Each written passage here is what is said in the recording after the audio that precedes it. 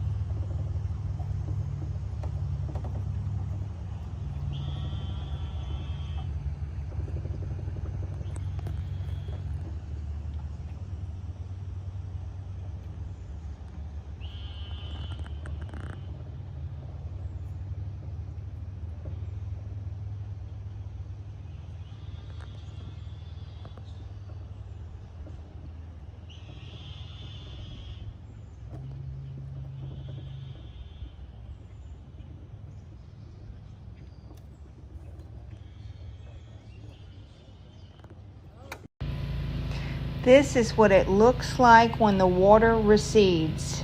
The concrete, as you can see, is covered with silt. It's easier to wash if you do it before the silt gets caked on. And Jim's getting the pressure washer ready to get started. He's looking at a 3-day cleanup. And you can see the water is still on the concrete, hadn't quite went back over the dock. And then he's got to go in the shop and clean in there. Time for me to get busy. Thanks for watching. Bye-bye.